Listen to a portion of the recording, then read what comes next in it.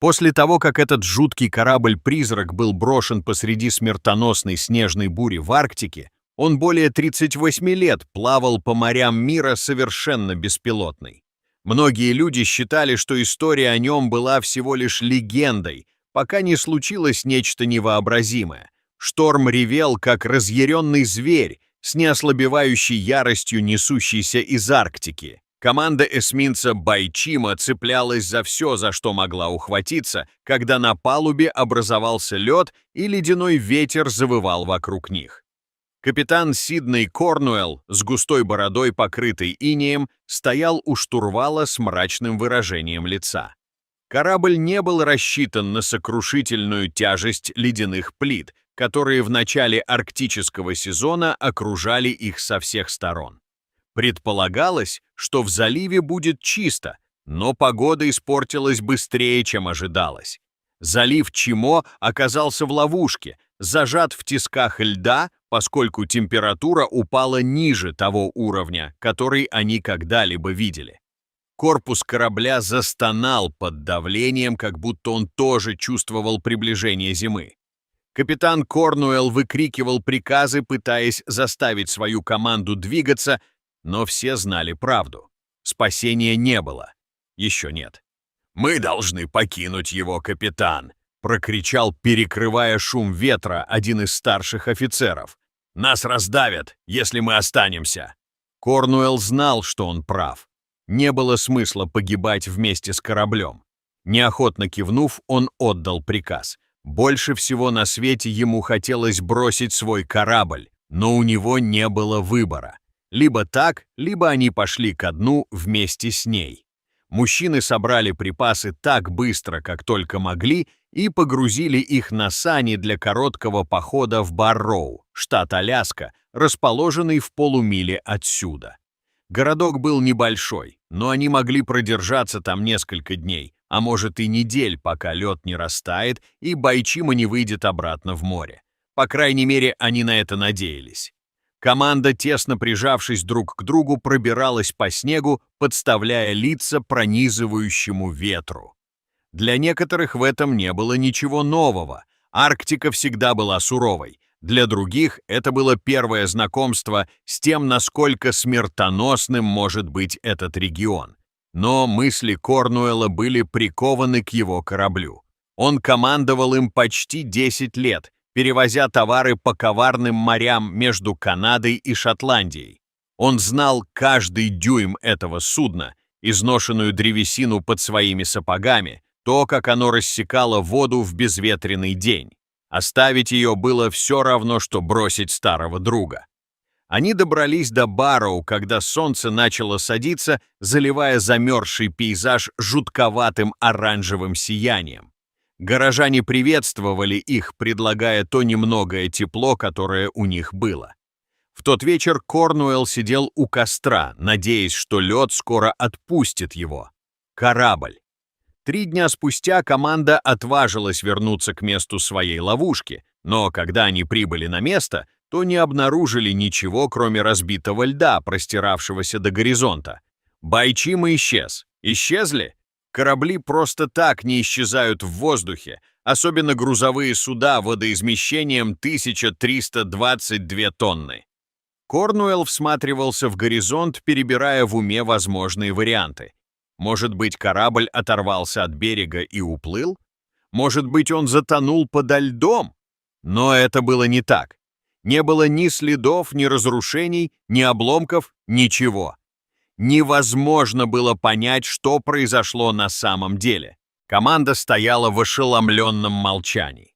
Арктика — непредсказуемое место, но это было что-то совсем другое. У Корнуэлла внутри все сжалось от ужаса. За все годы своей службы он никогда не слышал и не сталкивался с бесследным исчезновением корабля.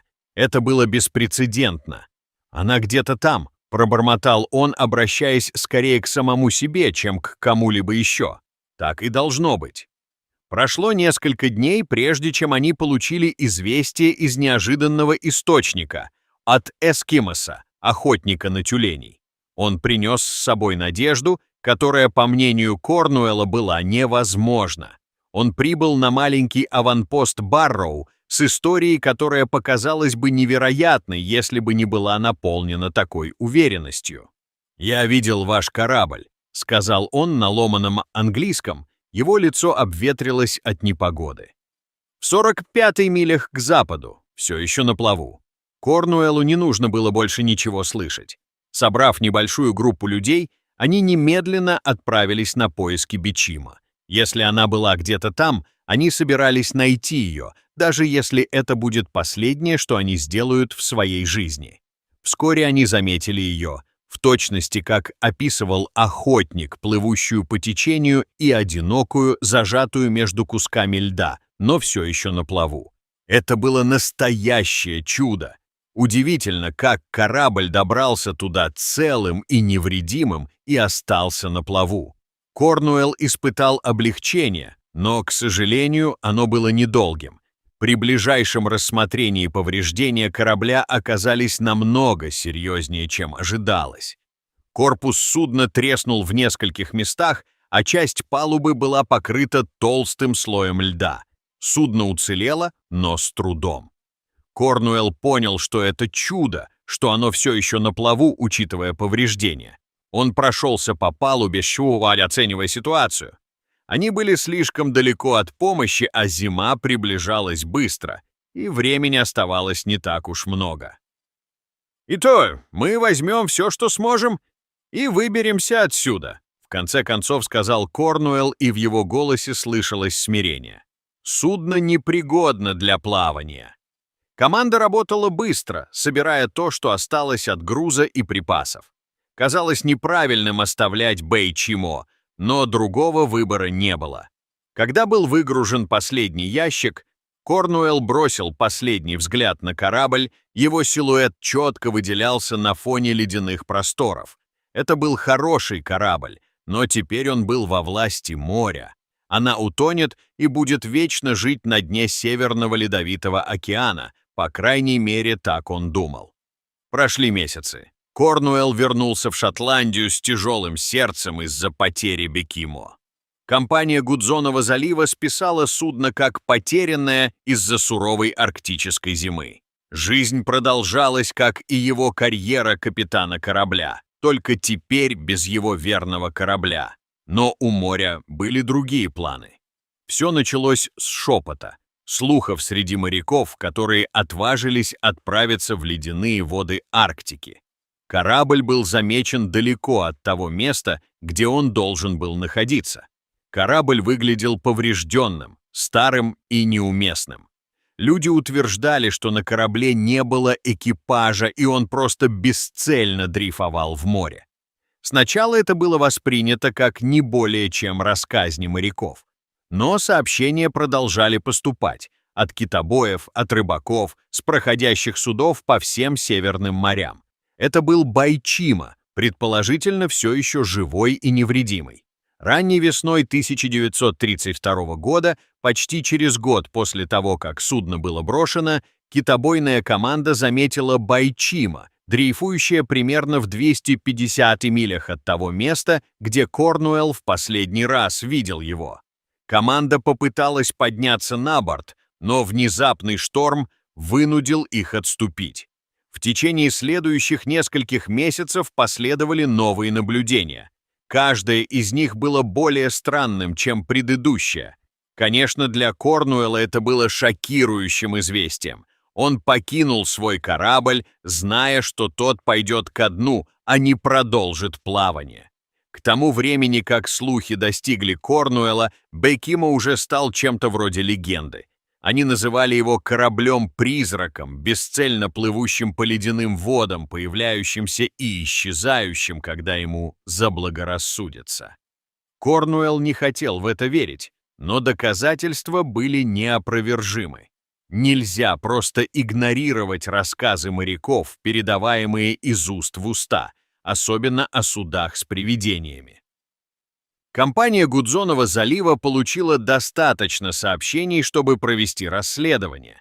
На север была направлена спасательная команда, оснащенная всем необходимым для поиска пропавшего судна. Но когда они прибыли к месту, где в последний раз видели Ветчима, они не обнаружили ничего, кроме открытой воды. Корабль снова исчез. Означало ли это, что он наконец-то затонул, упокоив свои искалеченные останки? Или же происходило что-то более таинственное? К 1935 году легенда о Бекимо распространилась повсюду. Моряки со всего мира рассказывали истории о том, как видели корабль-призрак, всегда одинокий, всегда дрейфующий в недосягаемости. Некоторые утверждали, что судно проклято и что любого, кто попытается подняться на борт, ждет ужасная участь. Другие считали, что оно было просто призраком, плодом жестокого воображения моря. Миссия, что те, кто утверждал, что видел ее, были под воздействием алкоголя или просто скучали по дому, когда видели ее.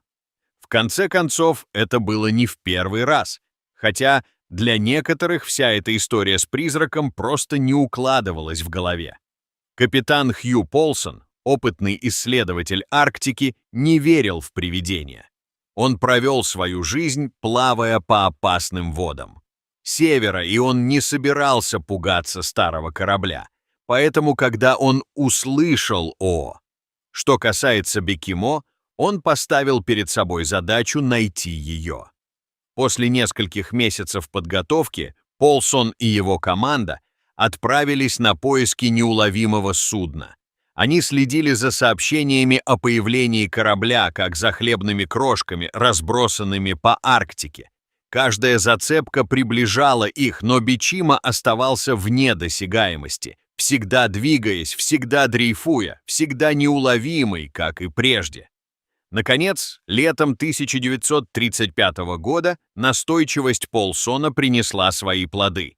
Они заметили корабль, маячивший вдалеке, как призрак из прошлого. Покрытое льдом судно Бичима, корпус которого пострадал от многолетнего воздействия стихии, выглядело так, словно оно застыло во времени. Полсон приказал своей команде готовиться к посадке, но когда они приблизились, погода внезапно испортилась. Завывали ветры, и лед под ногами заходил ходуном. Они пытались продвигаться вперед, но у Арктики были другие планы. Казалось, что море вступило в сговор с судном, постоянно мешая другим исследовать его старую разбитую палубу. В течение нескольких часов лед сомкнулся, вынудив Полсона и его команду отказаться от своей попытки. К тому времени, когда шторм утих, Байчимо снова исчез. Это было крайне неприятно для всех участников. Полсон вернулся домой с пустыми руками, но легенда о Байчимо росла. Теперь это было нечто большее, чем просто корабль. Это был призрак, фантом, бродивший по северным морям и отвергавший все попытки захватить его. И даже он теперь изо всех сил пытался отрицать этот факт, несмотря на свои прежние убеждения. Как еще он мог объяснить неуловимое поведение огромного корабля? Корабль исчезал не только потому, что не хотел, чтобы на него поднимались. Шли годы, но Бекимо не исчезал в безвестности. Напротив, он сам по себе стал легендой, кораблем, обреченным бороздить моря мира без команды, никогда не тонущим, никогда не отдыхающим. В период с 1935 по 1969 год его неоднократно замечали моряки из самых разных слоев общества. Каждое последующее наблюдение было невероятнее предыдущего. Некоторые говорили, что корабль был в идеальном состоянии, как будто его сохранили арктические морозы. Другие описывали его как ржавый, разлагающийся остов, в котором едва можно было узнать гордое судно, которым оно когда-то было. Но одно оставалось неизменным. Никто никогда не мог подобраться к нему достаточно близко, чтобы подняться на борт. Каждая попытка заканчивалась неудачей, либо из-за внезапных штормов, подвижки льдов, либо из-за необъяснимой способности корабля исчезать именно тогда, когда казалось, что он в пределах досягаемости. Казалось, что у Бекимо была собственная воля, решившая остаться загадкой. К концу 1960-х годов Бекимо стал скорее мифом, чем реальностью. Моряки перешептывались о нем, рассказывая истории о корабле-призраке, который бросил вызов времени и смерти. Но, несмотря на все эти истории, никто не мог с уверенностью сказать, что с ним стало. Затем, в 1969 году, 38 лет спустя, ее видели в последний раз. Холодным зимним днем группа охотников-инуитов заметила Байчимо, дрейфующего по Чукотскому морю. Они молча наблюдали, как корабль медленно движется по воде, а его изодранные паруса трепещут на ветру. На борту не было ни экипажа, ни каких-либо признаков жизни, только безмолвный, призрачный корабль, одинокий в океане. Арктическая дикая местность. Слух о наблюдении быстро распространился, и правительство Аляски начало официальные поиски. В течение нескольких недель они прочесывали окрестности в поисках хоть каких-нибудь следов Бичимо, плавающих на воде или затонувших под волнами. Но, несмотря на все их усилия, они ничего не нашли. Байчимо снова исчез, на этот раз навсегда. По крайней мере, так казалось. В течение многих лет люди говорили о легенде, связанной с кораблем, и это, естественно, привело к тому, что легенда продолжала жить. Но никто не ожидал увидеть ее снова. В 2007 году, спустя более 75 лет после того, как Байчимо был заброшен, была отправлена новая экспедиция, чтобы выяснить правду о корабле-призраке. Вооружившись современными технологиями, команда прочесала Чукотское море в поисках любых следов пропавшего судна. Они использовали гидролокаторы, спутниковые снимки и даже беспилотники для сканирования ледяных вод, надеясь найти место последнего упокоения Бичимо. В течение нескольких недель они ничего не находили. Море, казалось, намерено было хранить свои тайны. Затем, в последний день экспедиции, они уловили сигнал. Он был слабым, едва различимым, но он был металлический предмет, погребенный глубоко подо льдом. Пару лет назад это было бы невозможно, но теперь они знали, что это может стать открытием всей их жизни. Может быть, это Бичимо? Неужели она, наконец, обрела покой? Команда спустила на воду дистанционно управляемый подводный аппарат, камера которого транслировала на корабль видеозапись в режиме реального времени. Когда аппарат опустился, стали видны очертания корпуса корабля. Съемочная группа затаила дыхание, когда камера показала больше деталей. Ржавую сталь, разбитые окна и безошибочно узнаваемую эмблему компании Гудзонова залива. Они сделали это. Спустя 75 лет они нашли неуловимую Байчимо. Там, во всей своей красе, она лежала, устрашающе покоясь в застывшей призме, которая образовалась вокруг нее. Но когда камера скользнула по палубе, их внимание привлекло нечто странное, чего там не должно было быть. На носу корабля стояла фигура, вмерзшая в лед. Корабль. Это был мужчина, одетый в потрепанную форму капитана. Его тело, сохранившееся благодаря низким температурам, было видно любому наблюдателю. Судя по тому, что они могли видеть, многие предположили, что этот человек действительно был любимым капитаном корабля Сидни Корнуэллом. Для многих погоня за судном стала целью его жизни, которую он в конечном счете выполнил. Капитан, покинувший корабль много лет назад, вернулся. Его тело застыло во времени, и он стоял на страже корабля, который когда-то называл домом. Как он там оказался, никто не мог сказать, но одно было ясно наверняка. Байчимо, корабль-призрак, который бороздил море мира почти 4 десятилетия, наконец-то обрел покой. Какая леденящая душу история, как в прямом, так и в переносном смысле. Поверили бы вы в историю о таком корабле-призраке? Как, по вашему кораблю, удалось продержаться на плаву так долго? Как вы думаете, кем была застывшая фигура на палубе корабля? Поделитесь с нами своими мыслями в комментариях ниже. Спасибо, что посмотрели. До следующего раза.